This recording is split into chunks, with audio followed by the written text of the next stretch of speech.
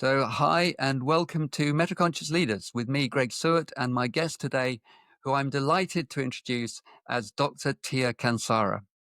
I first came upon Tia when watching an Adorian podcast that she had with Andy Hart, and two qualities struck me immediately. First was the joy that she radiated. It came across in her language, her voice, her manner. And the second was the amazing way in which she articulated and wove a tapestry of meaning with knowledge, insights, and wisdom that she carries arising from the mastery that she has of many different disciplines. I've heard her referred to as a polymath, which is an exceptional accolade in itself. And I could talk here for quite some time about all the different things that she's done and she's been involved in. But let me just give you a flavor by just running off some bullet points, if that's all right. Tia has dedicated her life's work to protecting the earth and stewarding change. She's a multi-award-winning entrepreneur, co-founder of Kansara Hackney, the first ISO-certified sustainable lifestyle consultancy, CEO of Replenish Earth Ltd, a cause and collective action to protect the global commons. She's the youngest ever person to receive the Royal Institute of British Architects Honorary Fellowship. She's held amongst the top 100 most influential leaders in tech by the Financial Times and Inclusive Boards. And her clients include Bloomberg, Coca-Cola, the European Commission, Forbes, Formula One, MIT, Siemens. She's the UCL Bartlett's ambassador to the Gulf region. I could keep going. I've got more here. Can I stop there, Tia? With you, Ma. Without further ado, you are treading an amazing path in this lifetime. Welcome to Metaconscious Leaders. Thank you, Greg. Thank you for inviting me, and thank you for hosting this podcast and inviting some incredible people to participate in this broader conversation. Thank you. Can we start by you saying a little bit about your background, you as a person? What's that energetic path for you in this journey that you're on? Thank you for such a beautiful question. I was brought up in a very strict Hindu family, and Hinduism is a way of life. It is a deep consciousness of the eternal. And that seems far-fetched for anyone living in the Western civilization with very small cycles of time. But with Hinduism, they reach back millennia of time, and they go through these incredible warp speed analysis in the ancient scriptures called the Vedas. So we're brought up with a very different reality. We're integrating that holistic meta consciousness into our daily lives, that we are the soul. And I know that when it comes to consciousness, there's so much scientific theory when it comes to integrating compelling peer-reviewed journal articles into this theory. But I've always been at that cross-section of intuition and logic. And the energy that drives me is knowing which to use and when to integrate. One of the things that I would love to explore with you today is the work that you've done around sustainability, the work that you've done on things like advanced cities, sustainable cities, and how that involves a deep understanding of society, because business and leadership exist within society and are shaped by society and also shape society in the same way that cities are shaped by society and also shape society in return. So I'm really interested to see how what you've learned and the insights that you've had through your sustainability journey inform leadership. And maybe we start with the context, because the context today is a world that's in crisis, that a world that is experiencing phenomenal change and challenge. How do you characterize where we are as humanity on planet Earth at the moment? I would characterize humanity as we are on planet Earth as a fragment of what we can be. We have learned so many different perspectives, but we're fighting, between apples and pears. And it feels very much like a distortion of love. There's conditions to that love. And I think as a humanity, we're learning to appreciate what unconditional love means. And unconditional love is where there are no conditions. We love despite, and we continue to love, even though it's hard. Like a child that poops all over you, you pick them up, and nappy just drops off. And you look down and you think, oh my God, that's just so disgusting and it stinks. And it's like, oh my God, what am I going to do about this? You don't throw the child away. So what is it about humanity that those things that stink about humanity become the reason for us to kill and to maim and to destroy? And so there is this fundamental lack of appreciation for the innocence and the naivety and the ignorance that humanity can have. But I think even deeper still, we are coming to a point of alignment and coherence via a very destructive path. And it really does not need to be. Yes, interesting. It does not need to be. We don't need to suffer, perhaps. But suffering is also our way of growing, isn't it? Sometimes we need to suffer in order to realize that there is a greater reality. There's thousands of pages written on this topic. If you were to combine Buddhism, Jainism, Hinduism, just on suffering and how overcoming that suffering is the route to enlightenment. I haven't spent 10,000 hours doing meditation or anything, but from my humble perspective, there is a choice and there is surrender. And if it's beyond our choice, then we must surrender to something even greater. And I think when you combine such intensity and deep trauma inherited through our ancestry, and that there is this fundamental indigenous value for stewardship of land, culture, tradition, language, and the connection with the divine. At any point of that level of what it means to be human, if that is attacked, then there is a fundamental identity that moves away from the spirit of love and connection in order to protect. And I'm sure anyone who fights will say fundamentally that they are protecting something. And it may be that we don't agree with them protecting those things, but we have our own ego that is intertwined into whatever it is that represents who we are. So our identity is so deep in terms of who we think we are and who we understand ourselves to be, because they are the primordial questions. Who am I? Where am I come from? Why am I here? And John Hans explores this in his incredible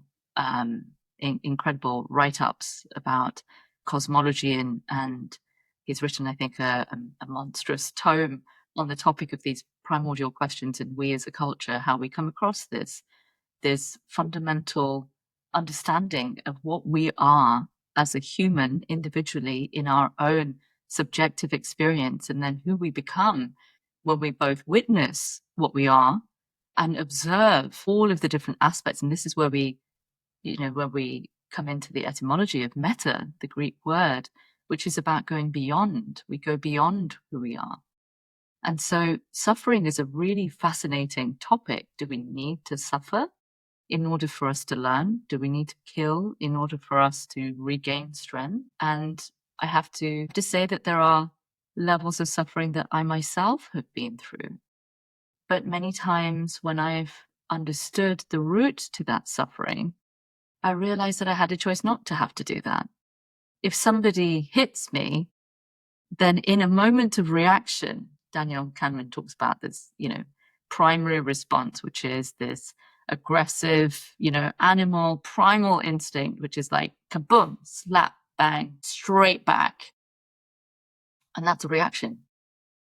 It's an immediate response to what's going on. And you could slow that response down. It doesn't have to be in the first 3 seconds that you then get out a gun and then you also kill someone else. Or it can take a little bit more time when we align ourselves to why we are doing what we're doing, who we are, and why we're here, that the second stage of cognition comes in, where it's not about you slap me, I'm going to hit you back.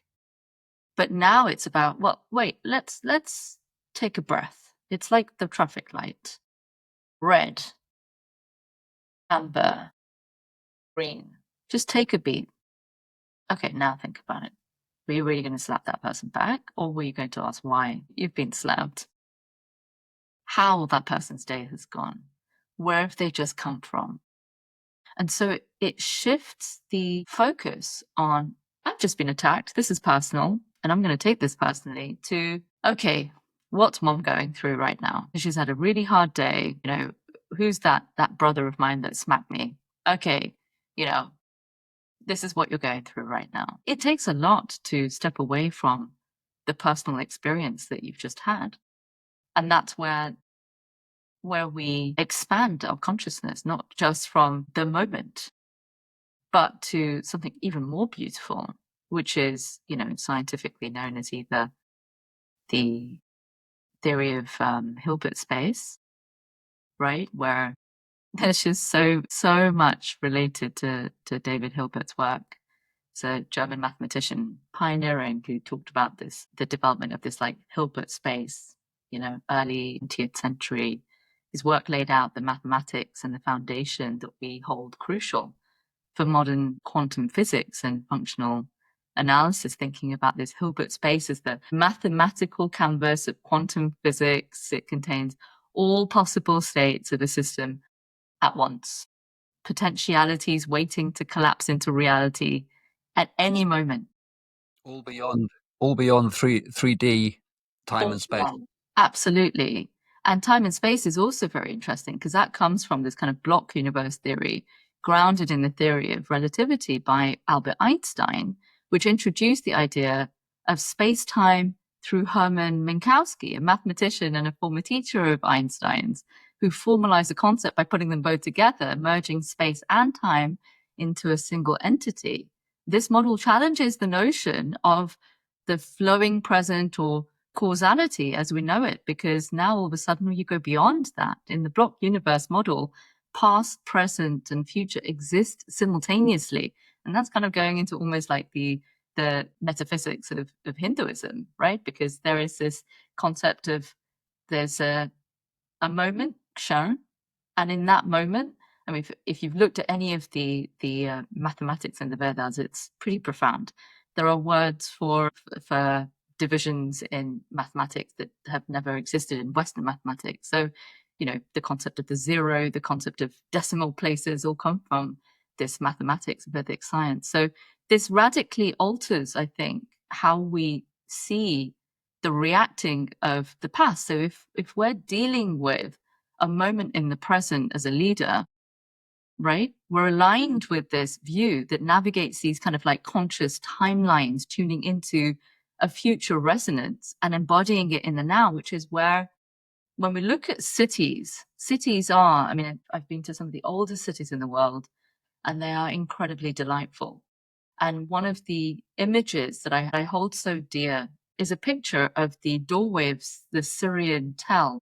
It's in Aleppo. It's one of the oldest 12th century tells. It's a little mound, and it was protected by Adli Qudsi, the late Adli Qudsi, one of the most phenomenal architects of the region, trained in America. But he came back to Aleppo. He was from Aleppo. And the council wanted to build a road right in the middle of this beautiful ancient center. And he said, no, you don't know what you're doing. This is like incredible. Look at it. And it's just this ancient city. And when you walk through this ancient city, kind of reminds you of like Malta and all of these places that have been influenced from this one particular place. And that time where for over 1,000 years, it has been continuously inhabited. Aleppo is one of those kinds of places. You've got Damascus, all of these ancient cities. And when you walk through them, you think, wow, what have you designed? You've designed something that is future-proofed, right? So vision isn't foresight. It's that frequency selection. You design what it is that you want. And it's in that present moment that Hilbert space, that block universe kind of collapses, right? Because it's in that moment that we become, it's like an AI prompt. The answer didn't exist because you didn't ask the question or you didn't put the prompt in. So where have we lost our way then? True. Have we lost our way?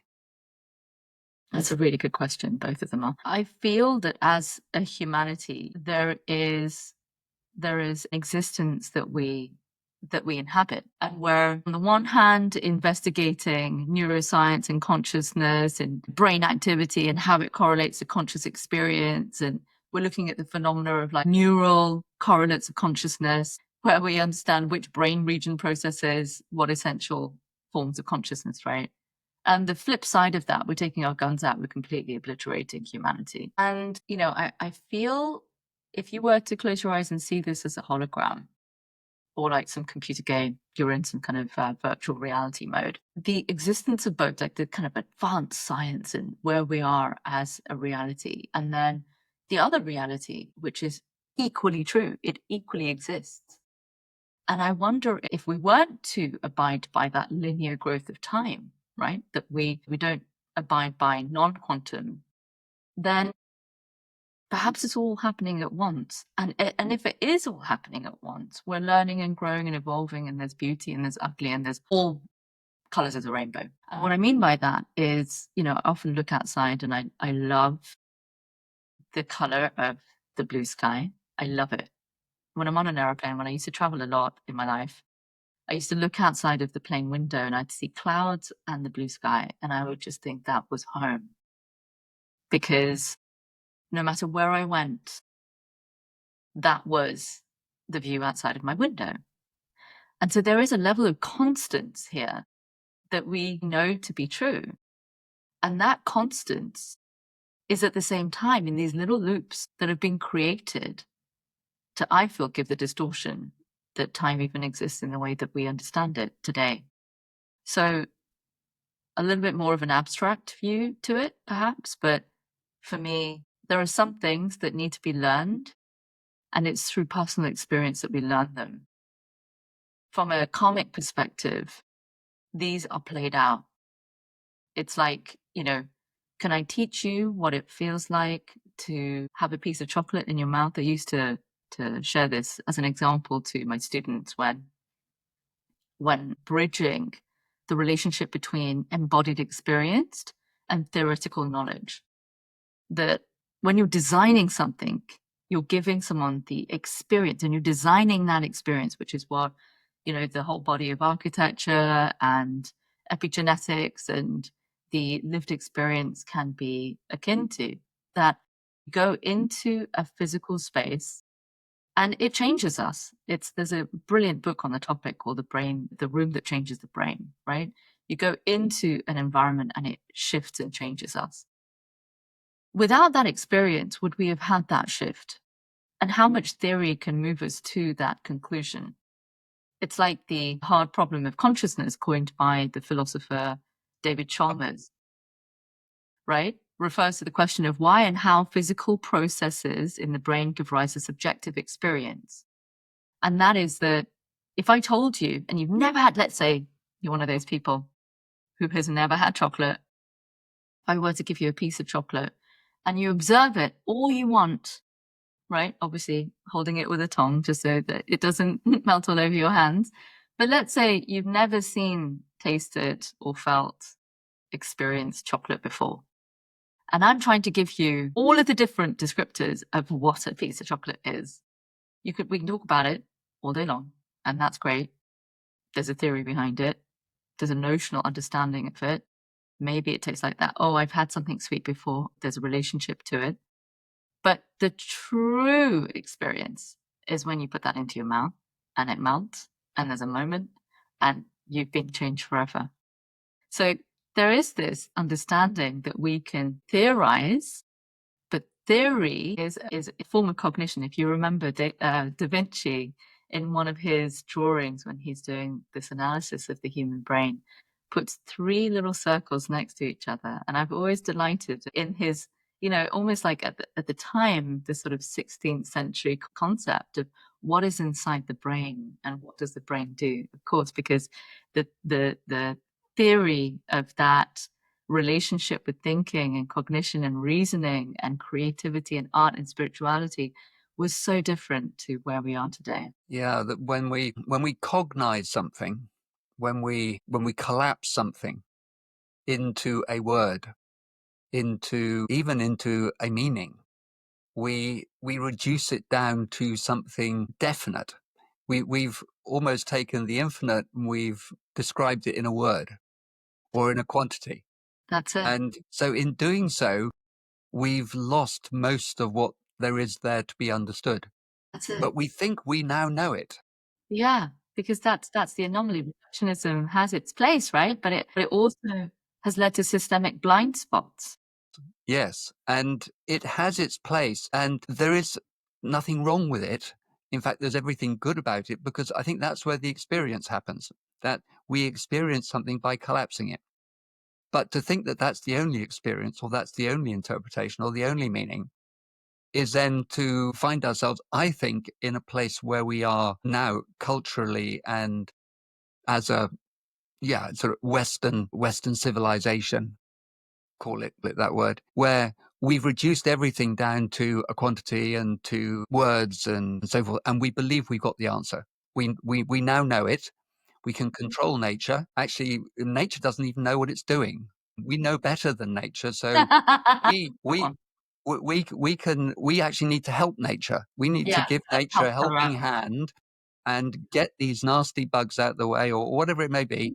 Okay. Because although humans have been around on the planet for umpteen million years with viruses hanging around and bacteria, and we've done pretty well. Suddenly now it needs, we need some extra assistance. So, but I don't want to go down too far down that rabbit hole, actually, Tia. But what I'm thinking is that you're touching upon something here, which for me is about meaning. You touched also on the ego, and we were talking about suffering. And my thought there is that who is it that suffers? What is it that suffers? And of course, suffering, for me, suffering is the breaking of something, or it's the losing of something. Something. So what is a thing?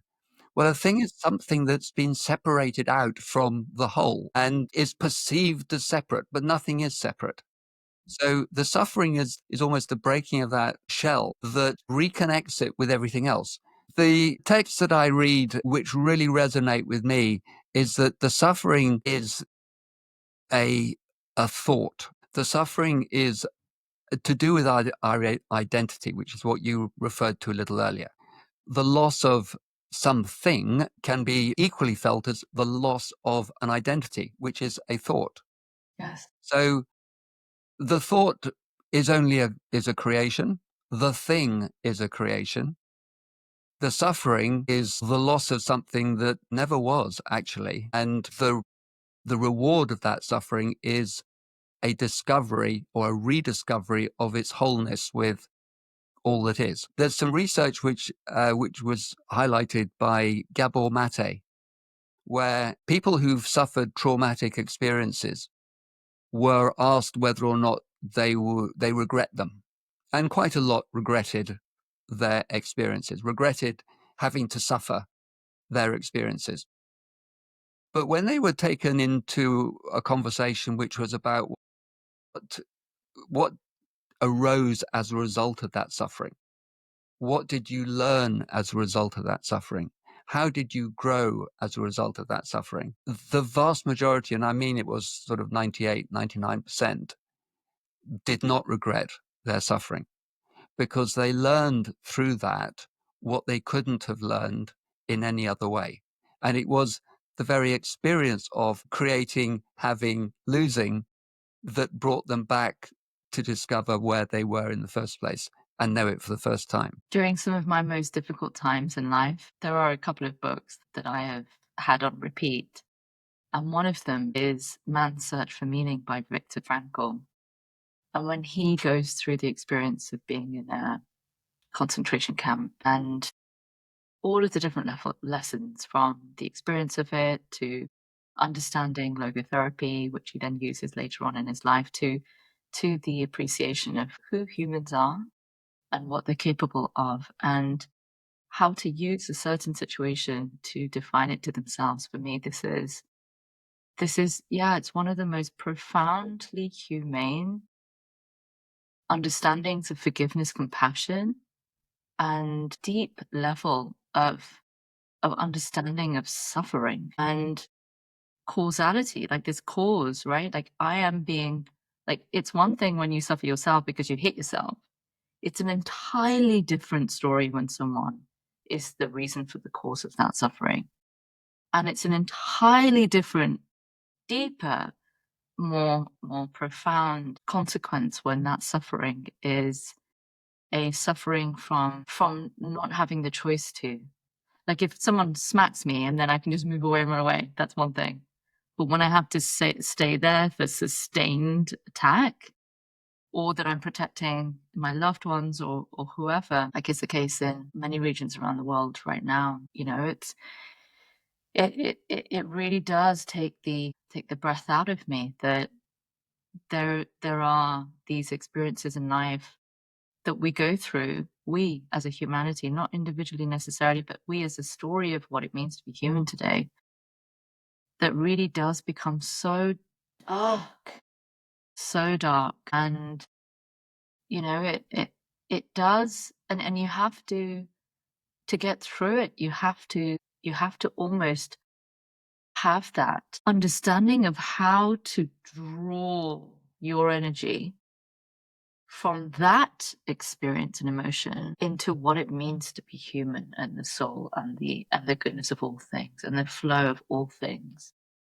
and the greater story. You know, if we think about tribal attacks 400 years ago, you know, the obliteration of communities from, you know, warmongering across the entire world. We see so many examples of humans doing this, and what is an equal amount you know, the level of the nuclear age, right? I remember walking through the halls of the Genbaku Dome, which is the dome in Hiroshima. I remember walking through that with my business partner Rod, and we then went to the museum and we saw the number of nations that have nuclear power. We saw the photographs of the skin that was like melting off of people's faces, and how the Japanese thought that at the time this was going to be the end. You know, nothing's going to grow here. We're all going to die. Stepping into that world for a moment and sitting there and thinking at that moment in time, when the aeroplanes were going over and the American planes were looking to see where to drop the bomb, they dropped it because of the clear sky above Hiroshima. So it could have been absolutely anywhere in that region. But the choice was designed by one thing. And of course, there are multiple things. I'm not going to reduce the complexity of that to one thing. But you know, when you see all of these different moments coming together from the making of to the creation and the destruction of, creation and destruction are almost brothers, sisters, whoever, siblings. And there's this deep kind of what is created is destroyed. What is beautiful is equally ugly. And there is this sort of an interplay between these two very profound, very extreme mountains. It's like they both just collapse into one another and they never really existed. And so then there is this kind of strange story that we're living for, but it was so beautiful. Why did you get rid of it? It's like this beautiful cake. Oh my God, why did you eat it? I wanted to look at it. I wanted to ogle it.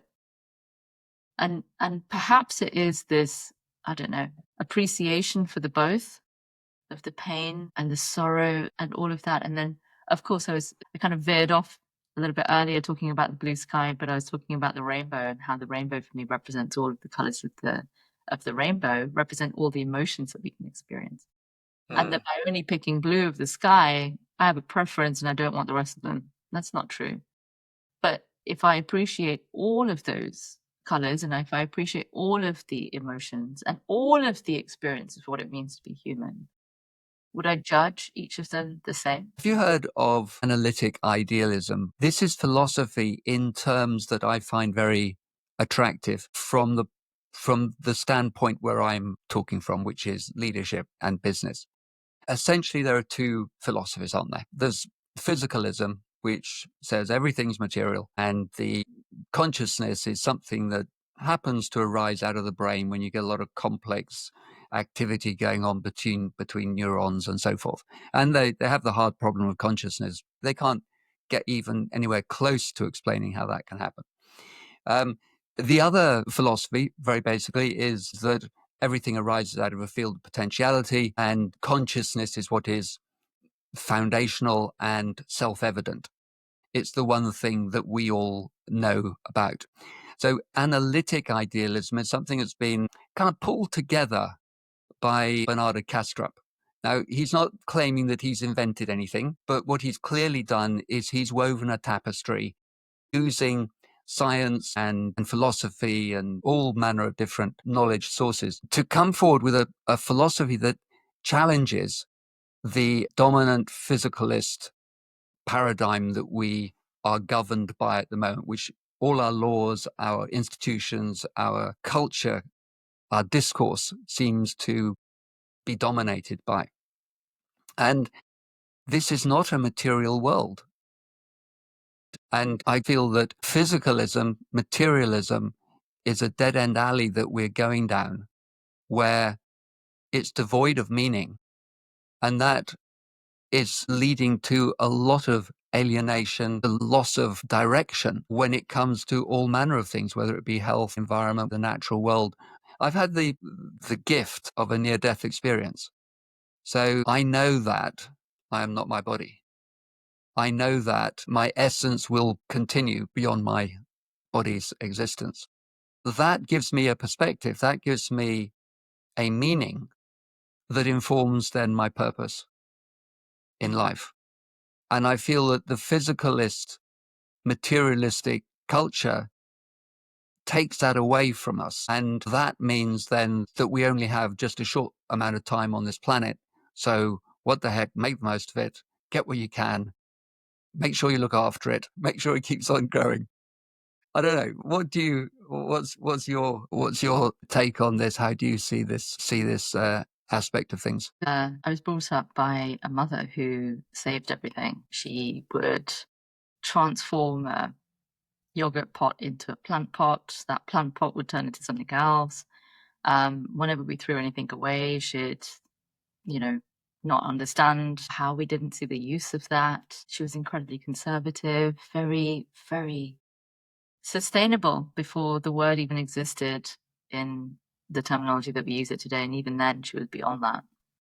She would teach that everything has its place and that everything has its use and it continues. And much like that, the fundamental understanding of reincarnation is that we continue in another form. You turn from the human body into the earth, composted again into something else. And so there is this continuity, which is really quite beautiful when seen in that perspective. I think it becomes very complicated for people when there are so many different gods. And a very dear friend of mine, Patrick, often says, if you say that your God doesn't exist, but mine does, don't you fundamentally believe that God doesn't exist then? Because if God exists, God exists. And Well, the Buddhists have someone said in Buddhism, there is one truth, but wise people speak of it in many different ways. yeah, I feel that we're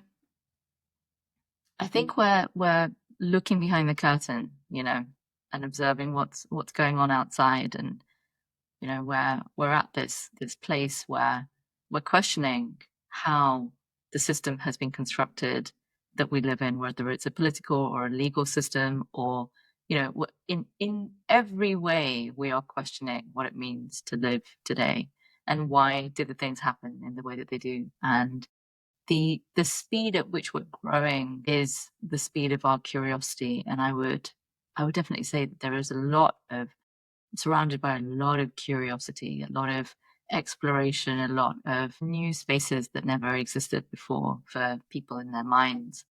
And so I think that inviting that openness, inviting this, we don't know everything, And yes, you don't need to eat all of the meals that you would in an entire year in one day either. Take your time, but enjoy the process. Enjoy the process even when it's difficult. Enjoy the process and find the beauty even in the most ugliest of situations. Because we are here to diametrically keep on shifting and seeing the different perspectives of something without sticking to just one thing. It's like this preference that we have that this is the best, everything else is not.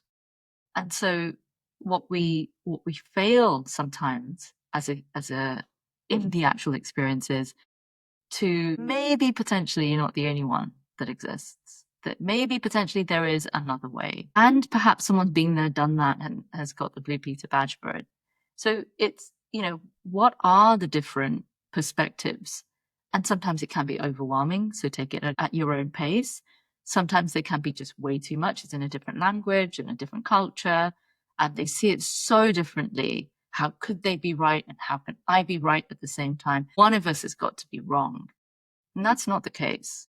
You could both triple, quadruple, so many people could be right at the same time with just different perspectives of it. It's like that. The age old, everyone's got a blindfold and they're all feeling different parts of the elephant story.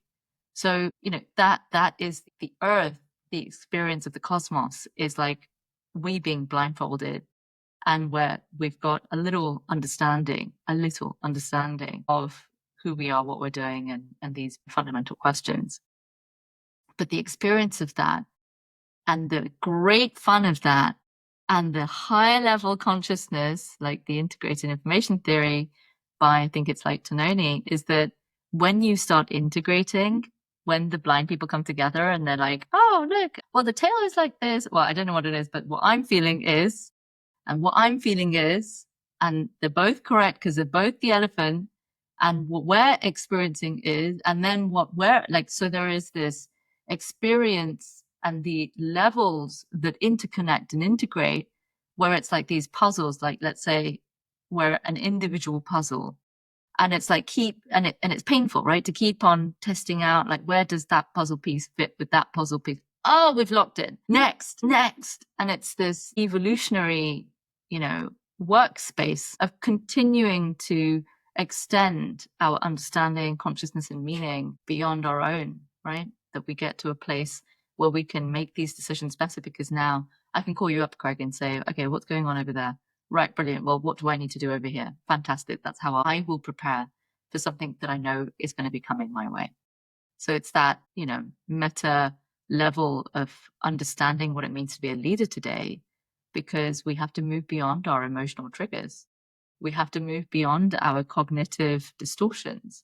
We have to understand the reactive patterns in real time and understand how do we choose by taking a beat.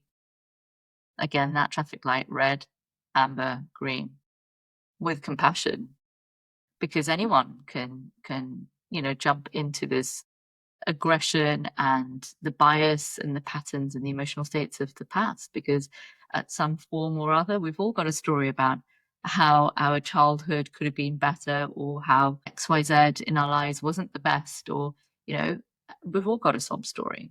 My mother passed away and it's your fault, really, that's the level of integration that we're required, that we're going through practical steps to appreciate where is it that this experience is ours, and how does that reflect and color somebody else's, because it's almost as if everybody else is to blame for what I've experienced in life. And if we start to come into silence and alignment, we may be able to understand that perhaps we're at the core of what has been happening in our own lives.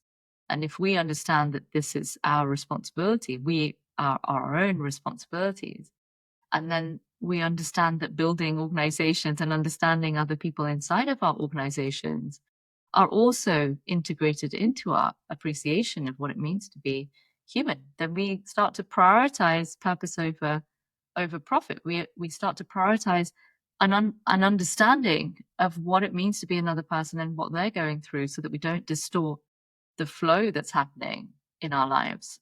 And when we talk about planetary healing, I mean, the planet's going to heal. That's what it does, right? human body heals. That's what it does. That's a fundamental nature of health. There is, that there is this energetic coherence that brings, which we are a part of. Yeah, that we're part of. That our nervous system regulates to that embodiment of awareness in this sort of like earth backdrop that we are, that we are the earth. We're born out of the earth. We were birthed out of the earth through the the birthing canal of a woman that could birth, that her hips could extend, and you came out.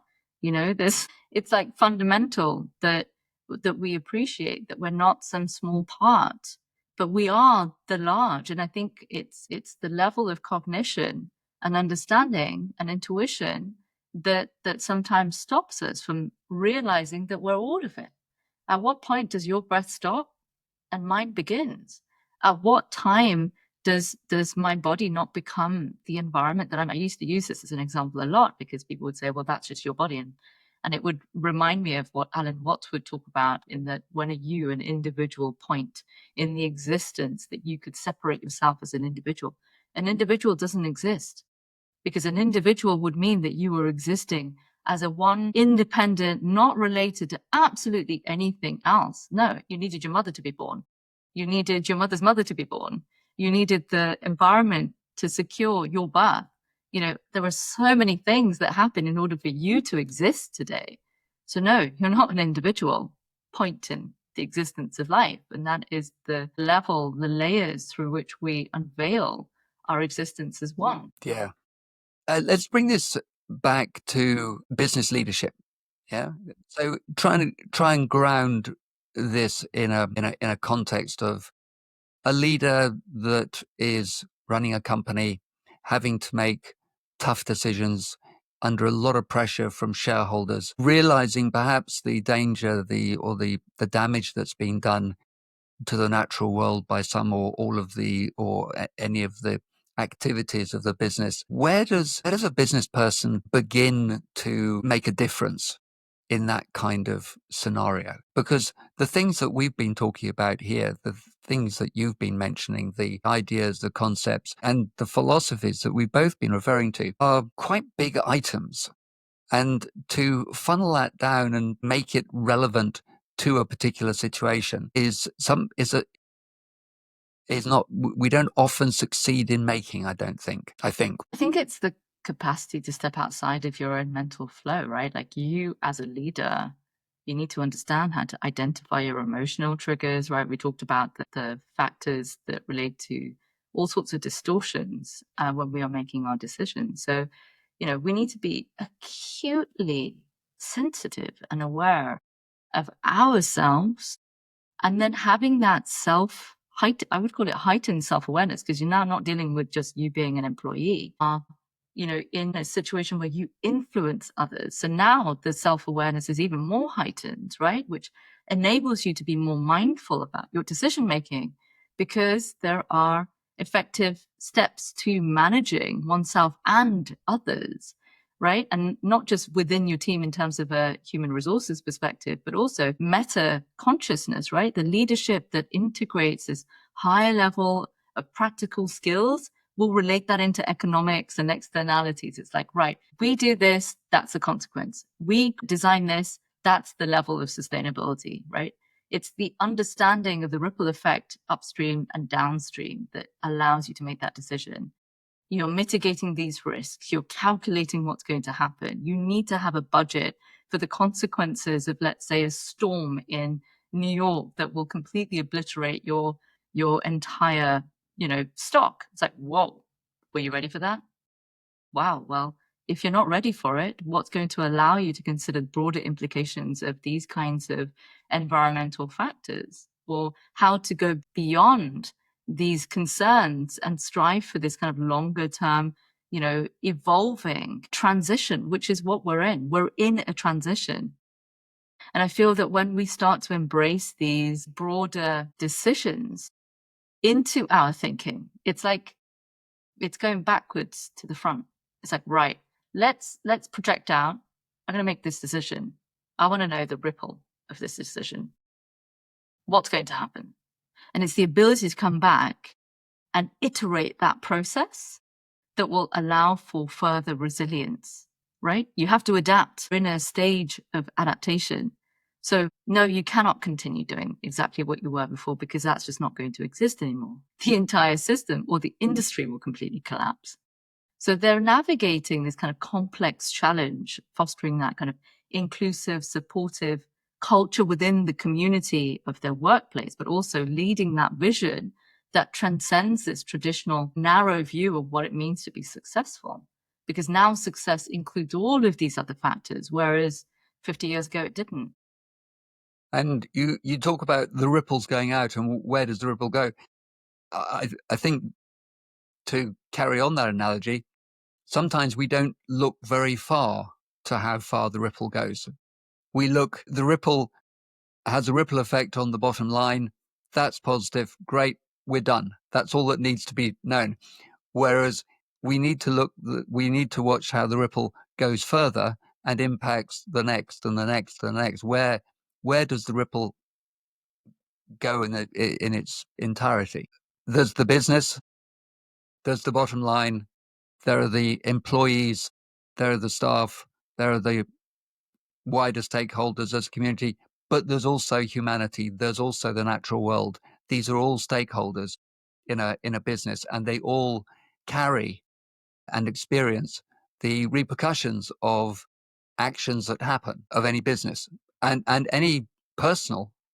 My activity affects the whole to some degree. So I like that analogy there with the ripple effect and watching that ripple. The faster you can understand the consequences of your actions, the better the clarity will be to accelerate these transitions in your own business. Because it's like understanding, I want to get my child to wear shoes.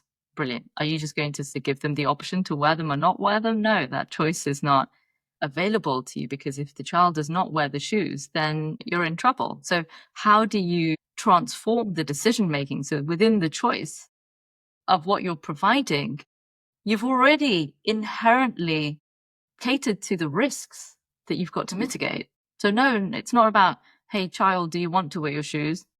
The question is, do you want to wear the blue ones or the red ones? Because within that is the safety that the child is not going to hurt their feet. So in the same manner, when we're making decisions, which is predominantly, that's what happens in business, right? You have your own expertise, but then you have to start making decisions. And that change seems so distant until one moment. It's irreversible, right? It's irreversible. And I think we're moving into a time where this change is irreversible, and we need to be very select and very precise about how we make our decisions. And there are consequences across the entire, the entire planet as a result of that. And we're becoming more aware. Consciousness is about awareness in that moment, right? I have a split second to make this decision. Do I buy it? Do I not? Well, where does the purchaser come from? Are they using certain materials that are not part of our policy? Wait, what are our policies, so that when it comes to making decisions, it's even quicker? It's like, nope, yes, no, done. We need to get to a point where these really difficult decisions become yes, no answers. And it's almost like it's just not going to work for us. Tia, in my experience, I can talk to senior people in business, and we can go off piste and we can talk about meaning and purpose and so forth. But when it comes to talking about that within a business context, within a public discourse, then a lot of those things go off the table because they're dismissed as being woo-woo. And tell me, is it just me? I see a block as being the materialistic, physicalistic straitjacket within which we seem to operate. Particularly, and I don't want to sort of characterize all businesses like this, because they're not. But much of the general drift of business is definitely in that direction, that it's limited in that way. So at a personal level, there is a level of awareness, and a growing level of awareness. I think very noticeably a growing level of awareness, but it hasn't broken out into the public discourse, and therefore it doesn't really have the momentum, and it's not able to really gain traction in affecting the decision making that's happening in big corporations, say? Is it physicalism that's holding us back? Because the Indian mind is a much more disposed to and accustomed to accepting the numinous, the sacred, as being the foundation of everything that is. It's also because every religion, every culture, every language has a home in India. There have been multiple waves of absolutely every culture that exists in Yeah, India. yeah. And that's amazing, apart from maybe the indigenous communities in the Amazonia, right? Like, apart from that, like, how many people have lived, how many cultures have existed in India, you know, from Islam to Judaism to Christianity to Hinduism to Jainism to Buddhism to animism, like, it, you know, people from all over the world live in India, and for centuries, not just, you know, 1 or 2 years, they're passing through, they've got a job with the, you know, the UK embassy. No, we're talking about people who are fundamentally part of the coherence of what it means to be Indian today. And so as a melting point, it's one of the most advanced cultural, you know, realizations, right? That we can live together, because India is an example of that. People from different states who speak completely different languages. You know, in India, it's not rare to come across somebody who speaks at least 3 or 4 languages from birth. I think this goes back to this Western culture. We seem to have lost sight now of the numinous, of the sacred. We seem to have got ourselves, after 200-300 years, in a purely physical paradigm of thought. And we've forgotten that there is something of value. But we all know it, because when we close our eyes and lie down on our beds alone, we're with it. Such a fascinating topic, right? We grow beyond materialism when we remember that we're not what we own. We are what we are, but by relationship to. And I think this is where recontextualization really does come in when it comes to the actual material. It's like, you can own everything that you want. To what end? Abundance, wealth. They're not to be hoarded, they're to be honored, right? You have the experience of something, now you want to own it, because, you know, meaning comes from when we hold the purpose of, like, oh my God, it took me forever to get this one thing. Now it's a trophy. And so these trophies exist all across our lives. And I think there is meaning to serve the purpose of what it means to not just align to the values of who we are, but it reflects that inner integrity. And from that awareness, we can create economies and relationships and systems that are not extractive, but regenerative. And I think this is where it's like this fundamental understanding of what lies at the basis of materialism, which is rooted in a worldview that sees reality as made up of separate parts, objects to consume, bodies to compare, systems to exploit. And growing beyond it requires a shift from this ownership. It's mine. To have it all. It's all mine, from the outer to the inner ecology. And this is it, right? We're going to go beyond what it means to first remember what it means to belong to life and not just to own it. Thank you. Absolutely. Yeah, I think thank you. the other note really is that materialism kind of tells us that success is measured uh, by how much we have of this thing of success, whatever the definition of success is at the time. And that if we are to really move beyond this desire to accumulate, which comes, right, then true wealth is this relational, this depth of impact, the integrity of our actions, and the coherence between our values and how we lead. When leaders recognize themselves as stewards of life, like I see myself as a steward of art, own it, don't plan on owning it, that when we then, you know, when we build, we're not building to kind of own and contain everything, but we're actually building design systems that can regenerate and legacies that uplift these generations rather than depress them. It's like, we're going to take everything away from you, almost as if you're jealous, right? Like, integrated into your business activities, like this jealousy. You shouldn't have it. I should. I'm going to take it off you. I own it now. Hurrah. Here's my flag. And this is being and doing, isn't it? Because much of what we do is doing in the material sense. It's much about doing, and the being doesn't really count. But the being is where the happiness is. Happiness is not in the doing. Happiness is not out there in the having. Happiness is in here, in the experience of. That's it. And you know, for a person who can toggle both the outer world and the inner world, right? It's like validation. If you're only ever going to be validated from the outside in, good luck. But there is an inner landscape, an inner ecology that equally exists. And it's that bridge between the inner and the outer world. It's like when you close your eyes, who are you? What do you see? When you close your eyes and you close yourself off to the TV and all of the input that we have through all of the advertising campaigns that are just shoved in front of our faces at all times, who are you? And that What am is, I here for, and what is my right, purpose? what are you here for? And what's your purpose in life? And if you don't have the answers to those questions, then perhaps spend some time journaling about them. Spend some time talking to other people about them. We're in an existential crisis. The earth is not going to end. The earth will continue. You know, we are the existential.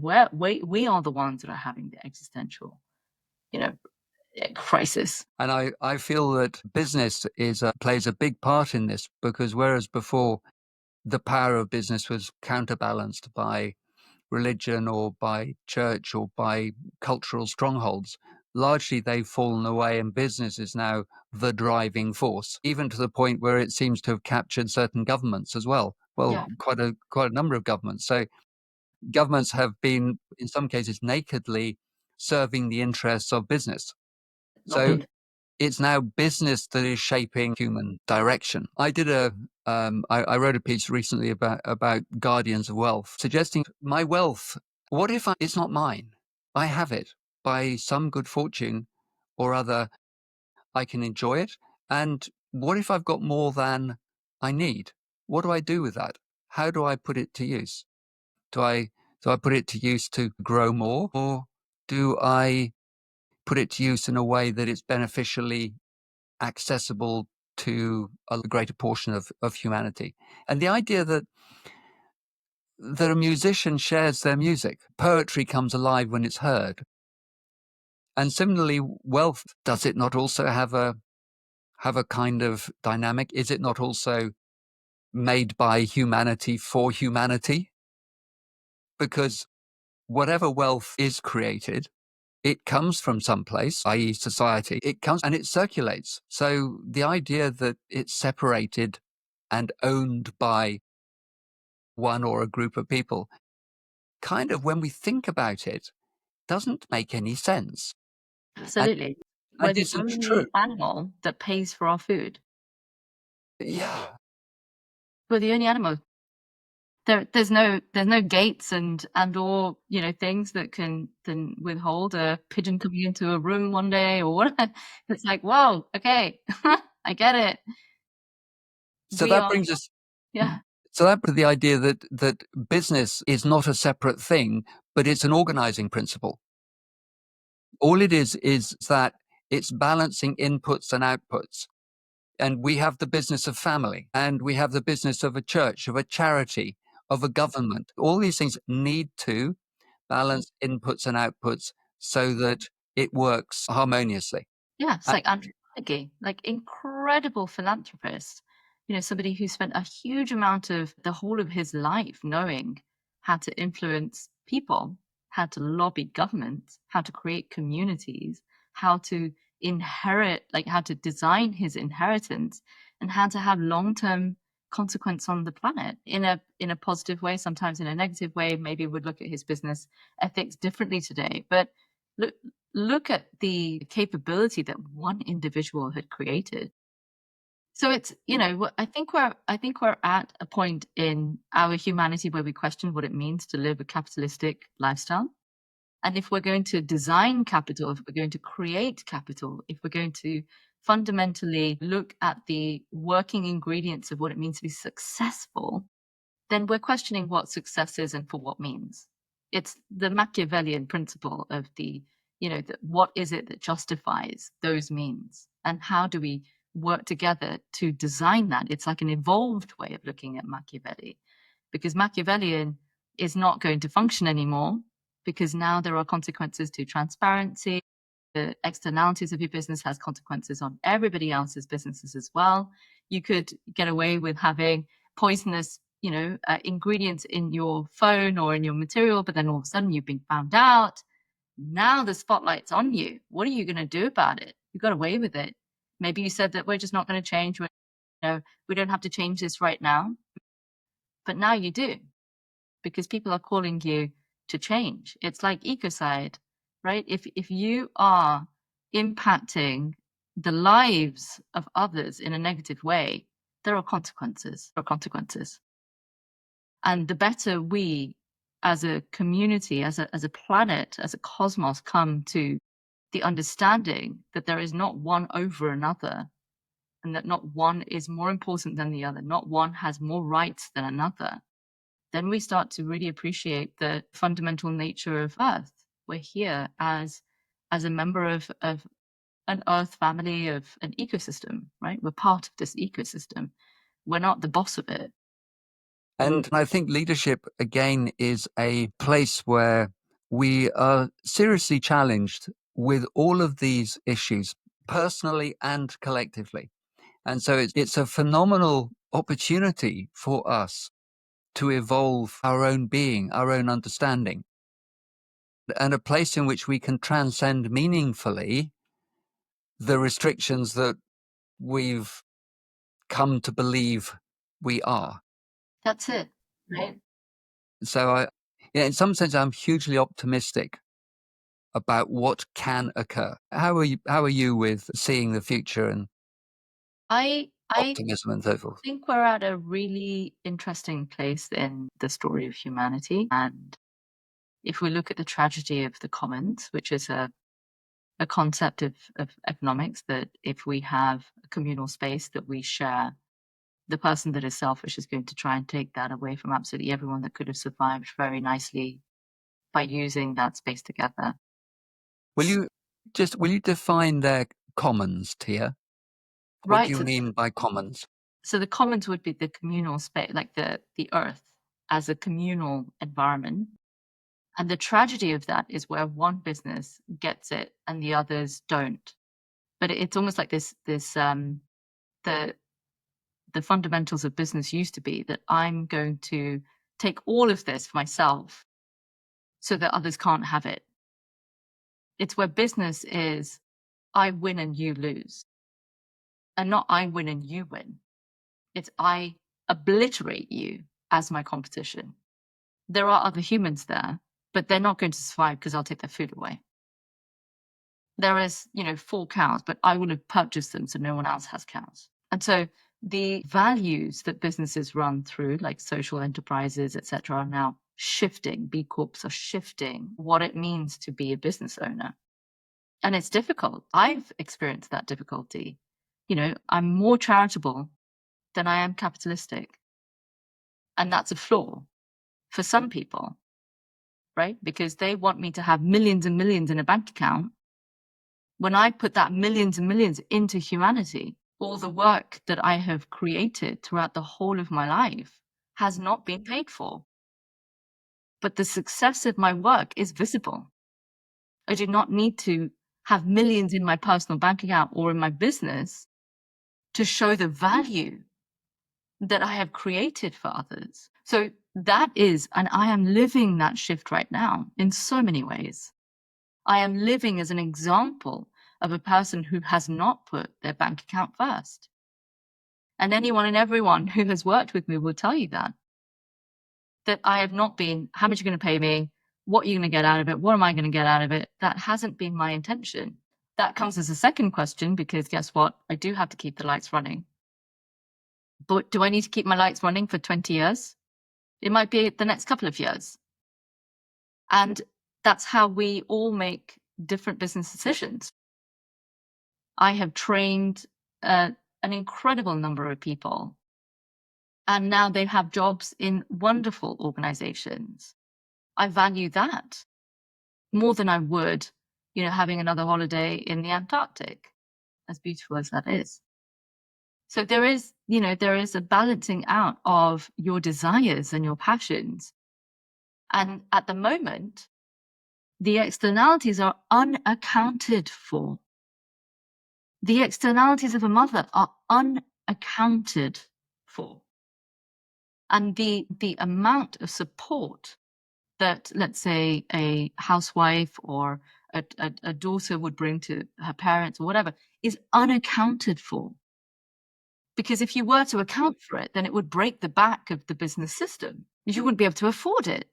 A chef, a driver, a teacher, a carer, all of those things you wouldn't be able to pay for it. Society wouldn't be able to afford it. So we live in a very distorted concept of what success is. And it's a very male-driven concept of what success is, going out, the breadwinner. And now women have sort of pierced that in the last 100 years and have said, wait, we can do that too. Let's do that. And so what has come as a consequence of that is, fewer children, more educated children, as educated women, educated children are given birth to. So now you've got this whole shift in the way that society is morphing, because we're morphing. And so it's a question, well, I can get a job and I can earn just as much as you are. I can get a PhD and I can do that and I can travel around the world with a backpack. So what are you talking about? We have like skills, and maybe I'm even better than you in terms of the paper skills that I have, right? So now it's like this challenge of like, oh, where are we going to put women? Where do we put them? What are you talking about? Where do we put them? We don't have systems that are designed for women like me, right? Who are multicultural, who were born in the UK, who understand so many systems, not just one, who speak multiple languages, and don't want to earn millions and millions in their bank accounts at the cost of suffering societies. So how do you account for that? Did you use the word system there? We don't have a system for The system. women. So what would a system be? Or is it even a system that's needed as opposed to an acceptance and embrace of rather than an exclusion? We have to account for what is missing. You have to measure what has been ignored. We have to have metrics for the success that includes them. It's inclusive. We've been discriminated. I've been discriminated so many times. And I just find that just because I'm not doing it this way, it doesn't mean that I'm unsuccessful. Now, I was told maybe about a year ago that I haven't achieved anything in the 15 years that I've worked. And I just looked at the person and my mouth was on the floor and my tongue rolled out. And I just couldn't believe it. Wow. To say that I have not achieved anything 15 years, that's impressive. Tia, isn't that slipping deeper into the materialistic paradigm, which is if we all play the materialistic paradigm, then there's no solution because everybody's scrapping for their little bit of recognition and their metric and their measurement and so forth. Whereas in reality, the metric is nonsense anyway. It is, absolutely. Like if I want to have a child and you have to pay for it, exactly. Then how much is it going to cost you? Because how much is the value of a child? Exactly. Instead of birthing a business, if I were to birth a baby, then what would that do for society? Now we are in a society that cannot handle the number of pensioners that we have and the health crisis that we're in. So you don't have any children working in the economy, you are not going to exist in the manner in which you have. So Correct. Why don't you pay me as a mother? Because I should be paid. That's a service to society. Take, for example, looking after my parents. If I'm the one who's there every time that they need to go to the hospital, overseeing their medical, care, whatever it is, but other siblings are not doing it or other people are not doing it, then I don't want my parents to suffer. I will be there. It's the relationship that is more important than the account that is built. But that relationship is a fundamental relationship of mine. And so to care for a person, despite not being paid for it, right? It's unfair because I have chosen to do so out of the goodness of my heart. But I have a heart that beats for them, and I want to ensure that they're cared for. I'm not in any way meaning to counter what you're saying about discrimination or the value of what is done. I'm kind of thinking, how did we get here? How did we get to this point? And my feeling is that the way we got to this point was so much of a focus on that metric, where we have attempted, generally speaking, to accumulate more and more and more. So more and more wealth has been concentrated in fewer and fewer hands. That resource, so was it 85% of the world's of wealth is held by 10% of the population, and probably 50% is held by 1% or less than 1%. And that has distorted everything else because so much resource is in the hands of so few people. And so the answer to me is not that we metricate everything else, but that we look at how did we get here, and let the resources flow around, because it will find its own balance. Whereas if we metricate and if we set up a system, then we're imposing externally a system of what will tend to be a rigid structure. Yeah. Which will have its unintended consequences as well. And we'll get into the telling and so forth of that. It's a topic, and I'm aware of the time. We've moved on quite a bit, Tia, and there were other topics which I was hoping to talk about. For another day, definitely. Yeah, for another day. Before we close, where can people find out a bit more about you, what you're doing, how they can get in touch with you? What are the services you offer? Because I mean, there are plenty which I'm afraid we haven't had the chance to Absolutely. talk about My on this occasion. LinkedIn. Yeah, my LinkedIn is probably the fastest way that you can get in contact with me and find out about my work. My website, www.replenish.earth, is the work that I have been doing. Most of my work is going to focus on the intersection of technology, ecology, and regeneration. So that kind of regenerative design or regenerative science is my kind of, the juicy area of life that wakes me up in the morning. So I consult, I work with various governments, I've worked with different organizations on projects that are kind of one-day workshops all the way to multi-month or multi-year projects that really deep dive into applying the ecological science and natural laws into business or into policies or into the academics. I've been very lucky that I've been given amazing opportunities in my life. And so, yeah, one of my aims is really to educate children about how important the invisible is. So we have a children's box that we're designing at the moment with an educational content, courses that we want to put together that can really help business leaders to step into this understanding, which is pretty vast. And if you're not an environmentalist or an advocate for the environment, then it can be a little bit intense to walk into. So sometimes it's quite nice to have a guide. So I do guide leaders and business owners through the process of transitioning into a more eco-friendly organization, products and services. So that's kind of my intrigue at the moment. Tia, thank you very, very much for your time. I salute what you're doing. I really do. And I honor you and the path you're treading. Thank you so much for the time that you've given and shared, and your wisdom and insights that you've shared as well today. Really appreciate it. And I so hope that when you've got some time that we can do this again and focus in on some of the other topics that we haven't yet had the chance to address. Thank you, Greg. Thank you. Well, what a treat that was.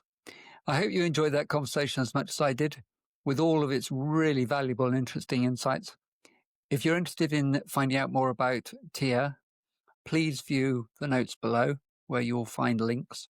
And your engagement is much valued, and we'd be hugely grateful if you would subscribe, follow, like this channel, and share this video with friends and colleagues.